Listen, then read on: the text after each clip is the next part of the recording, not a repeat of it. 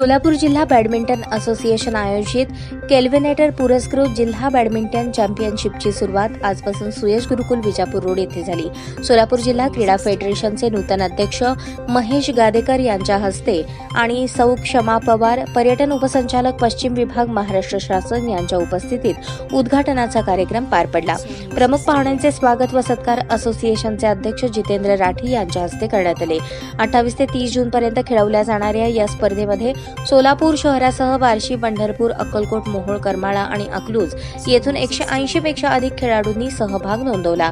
Maharashtra badminton असोसिएशनची 8 सदस्यांची पंच समिती ब्रिजेश गौर यांच्या नेतृत्वाखाली या सामन्यांचे संचालन करणार आहे। या स्पर्धेस प्रसिद्ध सराफी पेढी असलेल्या पूना गडगिल अँड सन्स यांचे देखील प्रायोजकत्व प्राप्त झाले असल्याची माहिती संघटनेचे सचिव ओंकार दाते यांनी दिली।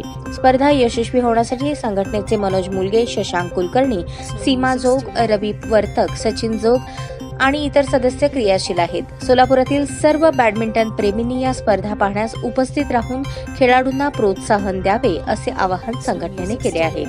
सकाळच्या सत्रातील काही प्रमुख निकाल: 11 वर्षांखालील मुलांच्या गटात अध्याय बंब व अरहम फडे यांनी पुढील फेरीत प्रवेश केला। 11 वर्षांखालील मुलींच्या गटात श्रावणी वेळापुरे, सिद्धी झिंगाडे यांनी पुढील फेरीत प्रवेश केला। 13 वर्षांखालील मुलांच्या गटात वेदांत झिंगाडे याने समर्थ सागर याचा 8-15, 15-8, 15-10 असा पराभव केला। 15 वर्षांखालील मुलांच्या गटात शर्विल वेळापुरे यांनी समीर बिंद याचा 15-11, 11-15, 15-14 असा पराभव केला। 17 वर्षांखालील मुलांच्या गटात आर्यन कटकमवार यांनी सार्थक कुलकर्णीचा 15-13, 13-15, 15-11 असा पराभव केला।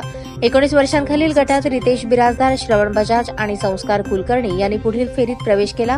खुल्या गटामध्ये विजय बडवे आणि उत्कर्ष शीलवंत यांनी पुढील फेरीत प्रवेश केला। ताज्या बातम्या पाहण्यासाठी प्राईम महाराष्ट्र न्यूज चॅनलला सबस्क्राईब करा।